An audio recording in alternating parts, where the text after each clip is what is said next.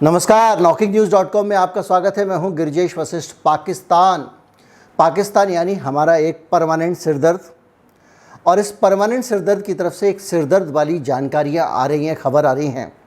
और ये जानकारी कहती है कि पाकिस्तान ने बड़े ही चतुराई के साथ में कुछ ऐसे काम करने शुरू कर दिए हैं चीन की मदद से, जो एक नज़र में तो चोरी है, लेकिन दूसरी नज़र में एक ऐसी स्मार्ट टेक्नोलॉजी है जो हम ख़ास तौर पे भारत के लोगों के लिए कहीं ना कहीं सरदर्द बनने वाली है। पाकिस्तान ने हमारी सब सुपरसोनिक ब्रह्मोस मिसाइल, जो कि आवाज़ से कई गुना तेज़ी से चलती है, उसकी नकल बनाने का काम शुरू कर दिया है। और पाकिस्तान को इस मिसाइल के नक्शे या इसकी जानकारी, इसका डिज़ाइन कैसे पता चला, ये भी एक रोचक कहानी है। और आज हम इसके बारे में बात करेंगे, डिटेल से उस टेक्नोलॉजी के बारे में बताएंगे, डिटेल से बताएंगे कि भारत की इस टेक्नोलॉजी में कितनी पैठ है, डिटेल से बताएंगे कि चीन इसमें पाकिस्तान की क्या मदद कर सकता है और ये नया चलन क्या है। अगर किसी ने चैनल को सब्सक्राइब नहीं किया है तो सब्सक्राइब कर लें। अगर आप फेसबुक पर हैं तो लाइक कर दें, पेज को फॉलो भी कर सकते हैं, और ज़्यादा से ज़्यादा लोगों को चैनल से जुड़ने के लिए प्रेरित करें। अगर आप हमारे चैनल को सपोर्ट करना चाहते हैं, धनराशि देना चाहते हैं, तो हमारा UPI ID डिस्क्रिप्शन में लिखा हुआ है, उसके ज़रिए आप भुगतान कर सकते हैं। मैं अभी हाजिर हुआ।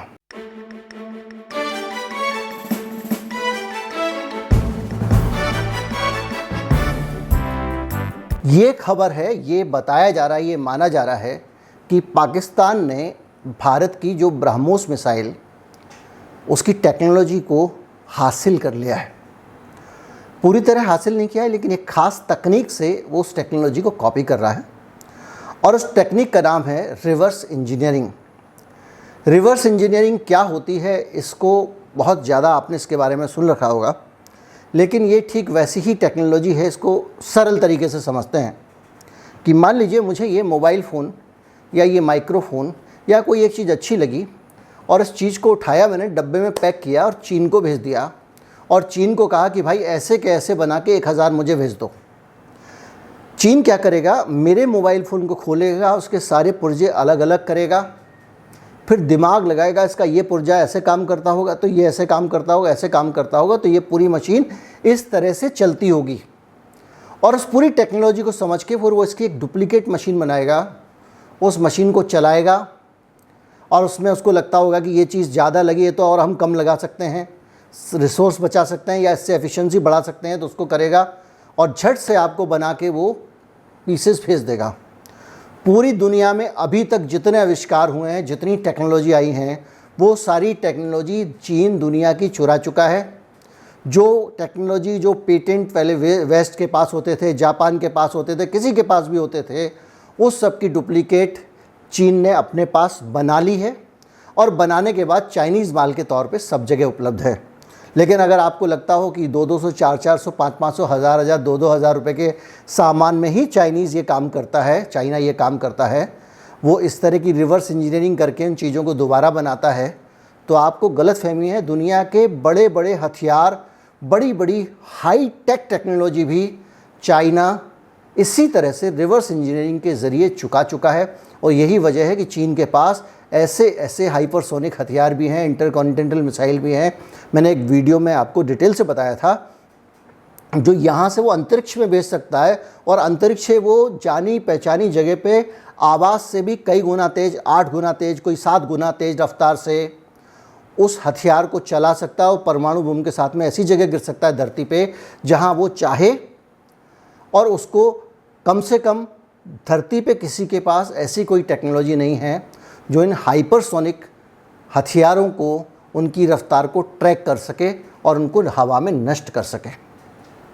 भारत के पास ये टेक्नोलॉजी है। हम अमेरिका से पहले भारत में सुपरसोनिक और हाइपरसोनिक हथियार बना चुके हैं। अभी हाल में आपने नोटिस किया होगा, एक ऐसा जहाज़ था पानी का, जो अभी नेवी उससे कमीशन ख़त्म हो चुका था, या कहें कि नेवी से वो रिटायर हो गया था, और वो नेवी में अब काम नहीं कर रहा था। उस पानी के जहाज़ को भारत ने ब्रह्मोस मिसाइल के ज़रिए डुबो दिया और उसका बाकायदा परीक्षण किया गया समुद्र में। ये आपने भी हाल में देखा होगा। तो भारत की ये टेक्नोलॉजी कैसे गई, ये एक समझने की बात है। समझने की बात यह है कि 9 मार्च को पाकिस्तान में एक चन्नू मियाँ जगह है, वहाँ पर सिरसा से एक मिसाइल उड़ती है, ब्रह्मोस मिसाइल।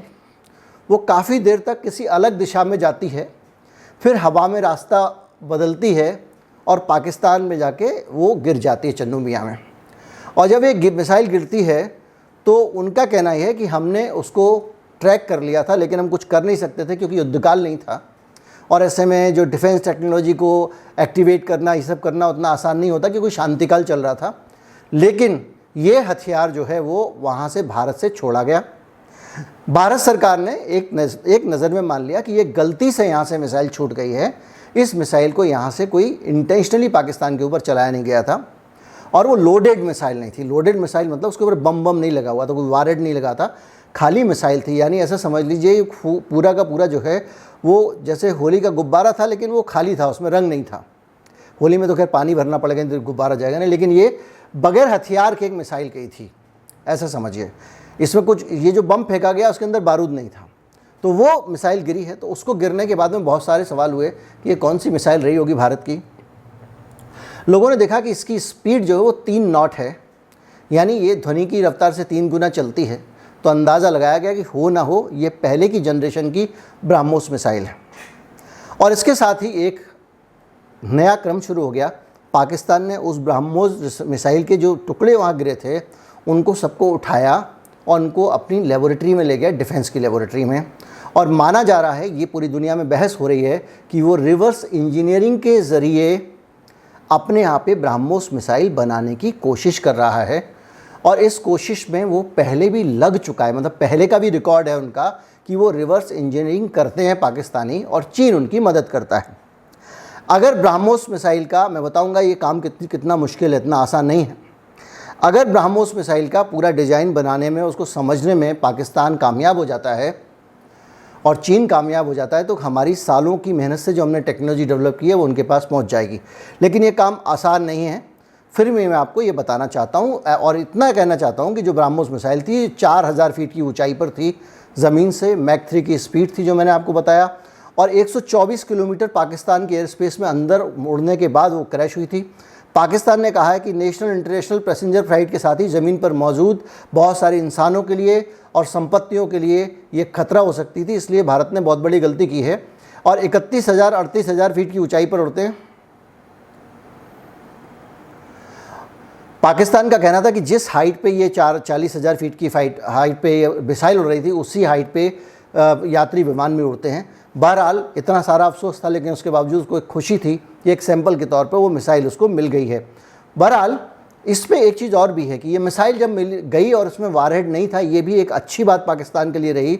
2 तरह से अच्छी बात रही। एक तो उनकी जो ज़मीन है वहाँ पे ज़्यादा तबाही नहीं हुई, और दूसरी चीज़ ये कि अगर बम फटता तो मिसाइल के और टुकड़े उड़ जाते, फिर उनके लिए रिवर्स इंजीनियरिंग और मुश्किल हो जाती। लेकिन ऑफिशियली भी किसी ने नहीं कहा है कि वो कौन सी मिसाइल थी, लेकिन अंदाज़ा लगाया जा रहा है क्योंकि जिस स्पीड से ये गई है 3 मैक की स्पीड थी, यानी कि आवाज़ की रफ्तार से 3 गुना।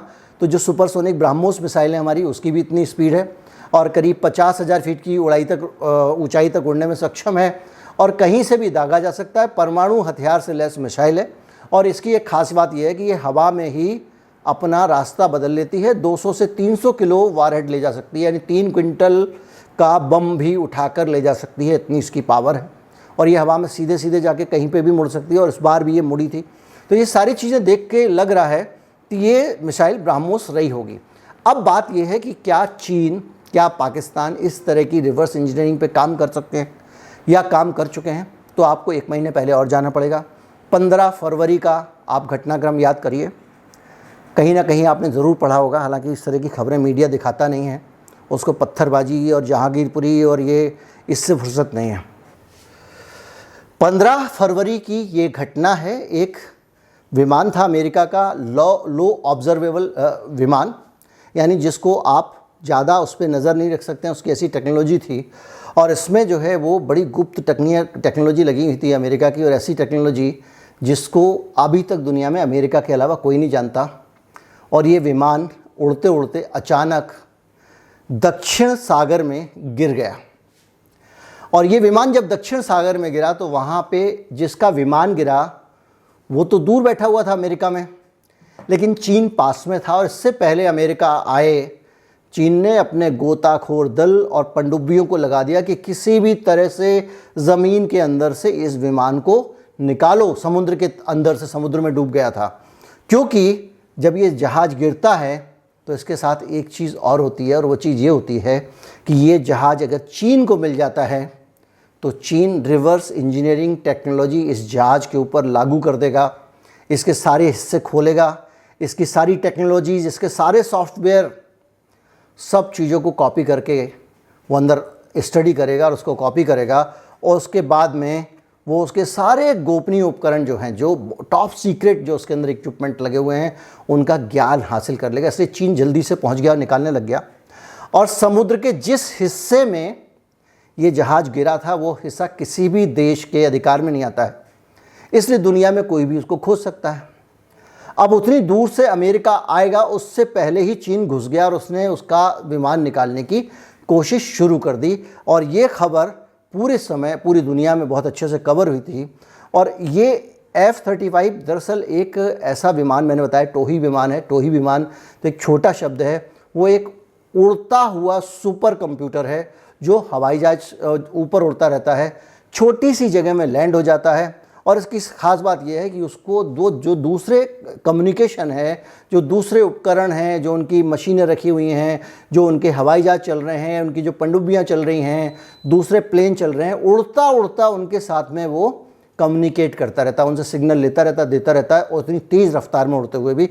इसलिए ये अपने आप में इसको बहुत ख़तरनाक लिंकिंग सेंसर वाला विमान माना गया है। यानी एक ऐसा सेंसर है जो सेंस भी करता है और लिंक भी करता है। और ये अमेरिकी वायुसेना के लिए बहुत बड़ी धरोहर है, क्योंकि अगर 10 विमान अगर उड़ रहे हैं इस वक्त भारत की आसमान पे, तो धरती के उस पार भी कुछ विमान उड़ रहे हैं और सैटेलाइट से भी कुछ डाटा आ रहा है, तो ये विमान अपने सर्वर, अपने स्विचर, उन चीज़ों के ज़रिए उन सबके बीच में एक बढ़िया सा कोऑर्डिनेशन बना के रखता था। इसलिए इसमें टेक्नोलॉजी ठूस ठूस कर भरी हुई थी। चीन चाहता था ये उसको मिल जाए। इससे आपको पता लग सकता है कि आप किस तरह से रिवर्स इंजीनियरिंग काम करने लगी है, और उस रिवर्स इंजीनियरिंग के ज़रिए अलग अलग देश अलग अलग तरीका अपनाने लग गए हैं। F-35 इस विमान का नाम था, और इसमें नेटवर्किंग क्षमता अगर चीन हासिल कर लेता है तो अमेरिका के लिए बहुत बड़ा झटका होगा, बड़े से भी बड़ा झटका होगा। क्योंकि आज भी हाइपरसोनिक और ये इंटरकॉन्टिनेंटल सारी मिसाइल चीन बना चुका, अमेरिका इसमें पीछे है। और इसमें 1200 मील प्रति घंटे की रफ्तार इसकी है विमान की। आप सोचिए, एक घंटे में 1200 मील की रफ्तार से उड़ता भी है, और उस रफ्तार से उड़ते हुए वो दूसरे विमानों के साथ में संचार भी करता है, कम्युनिकेशन भी करता है, तरह तरह का डाटा भेजता लाता है। अब आपके मन में सवाल आएगा कि अब भारत रिवर्स इंजीनियरिंग नहीं करता, क्या हमारा देश रिवर्स इंजीनियरिंग नहीं कर सकता? तो जहाँ तक जानकारी है उसके हिसाब से भारत ने अभी रिवर्स इंजीनियरिंग पे ज़्यादा ध्यान नहीं दिया है। हम लोग अपना ओरिजिनली बहुत अच्छा इन्वेंट करते रहते हैं, नई नई चीज़ें बनाते रहते हैं। हमने जब रूस ने हमको नहीं दिया तो हमने क्रायोजेनिक इंजन बना लिया था, आपको पता होगा। और इसके पीछे कुछ और वजह भी मानी जाती हैं। कुछ लोगों का मानना यह है कि इंटरनेशनली जो हथियार का जो नेक्सस है, हथियार की दलाली का जो नेटवर्क है, वो नेटवर्क रिवर्स इंजीनियरिंग में अड़ंगे लगाता है। और इसलिए लगाता है क्योंकि अगर आप एक टेक्नोलॉजी कोई ख़रीदते हैं अमेरिका से या रूस से ख़रीदते हैं, वो आपको बहुत महंगी पड़ती है। लेकिन उसी टेक्नोलॉजी को अगर कोई देश भारत का DRDO वगैरह बना ले तो उसमें ना के बराबर पैसे खर्च होते हैं। तो बहरहाल जो भी है, लेकिन अब जो स्थितियाँ है वो ये हैं कि भारत का जो मिसाइल गई है, हालांकि इसकी जांच हो रही है, इत्तेफाक से चली गई या किसी ने इसको भेजा, ये भी जांच हो रही है कि क्या वो दुर्घटना, इस तरह की दुर्घटना होनी चाहिए थी। इसमें कई लोग इसमें सस्पेंड भी हुए हैं। और चूँकि डिफेंस का मामला है तो डिफेंस के मामले में ज़्यादा किसी भी प्रकार की टिप्पणी करना उचित नहीं है। लेकिन एक बात पक्की मान के चलिए कि इस तरह की चीज़, इस तरह की टेक्नोलॉजी हमारी अगर किसी और देश के पास जाती है तो ये अच्छी बात नहीं है। अब मैं आपको वो वाली बात बताता हूँ जिससे शुरू हुआ था कि मैंने आपको कहा था कि ठीक है, लेकिन इतना आसान भी नहीं है रिवर्स इंजीनियरिंग करना। एक मोटरसाइकिल है और मैं आपको देता हूँ कि इसको कॉपी करके दूसरा बना लो। मान लिया आपके पास टॉप लेवल के मैकेनिकल इंजीनियर होंगे, मान लिया आपके पास में बहुत अच्छे अच्छे सॉफ्टवेयर इंजीनियर होंगे और वो उस मोटरसाइकिल को हो सकता है डुप्लीकेट बना लें। अब उसी मोटरसाइकिल को मैं एक बड़े से 1000 किलो के घन के नीचे रख के उसका कुचाला बना देता हूँ, फिर आपको कहूँगा कि लीजिए आप इसको बना लीजिए, तो ये काम 100 गुना मुश्किल हो जाएगा। जब कोई मिसाइल एक देश से दूसरे देश में जाती है और वहाँ जाके गिरती है, जो इतना लंबा सफ़र करके जाती है, तो वो उसमें काफ़ी नुकसान होता है, वो काफ़ी टूट जाती है। भले ही उसमें वॉरहेड नहीं था, उसके परखच्चे नहीं उड़ गए, उसके टुकड़े गिरे वहाँ पे, टुकड़े क्या गिरे, वो ठीक ठाक शेप में है, उसके बावजूद उसको दोबारा से रिवर्स इंजीनियरिंग करके बनाना एक टेढ़ा काम है। लेकिन इतना पक्का मान के चलिए कि बहुत सारे आपकी टेक्नोलॉजी का गुप्त ज्ञान पाकिस्तान को मिल चुका है, और पाकिस्तान अगर रिवर्स इंजीनियरिंग में चीन की मदद ले रहा है गुप्त रूप से, तो ये ज्ञान चीन के पास भी पहुंच गया है। और उससे भी ज़्यादा ज़रूरी हमको ये ज्ञान होना चाहिए था कि दुनिया में किस तरह के खेल चलते हैं, किस तरह से दूसरे देशों की टेक्नोलॉजी लोग चुराने की कोशिश करते हैं और कैसे इस चोरी में भारत पीछे है। उम्मीद करता हूँ वीडियो आपको अच्छा लगा होगा। अच्छा लगा हो तो अगर आप फेसबुक पे हैं तो कुछ ग्रुप्स में शेयर कर दीजिए, अगर आप यूट्यूब पे हैं तो चैनल को सब्सक्राइब कर लें, व्हाट्सएप पे शेयर कर दें, व्हाट्सएप पे दोनों ही कर सकते हैं। और अगर सपोर्ट करना चाहते हैं तो हमारा एक बार कोड इस वीडियो के ख़त्म होने के ठीक बाद आपको मिलेगा, उसको स्कैन करके आप भुगतान कर सकते हैं। नमस्कार, जय हिंद।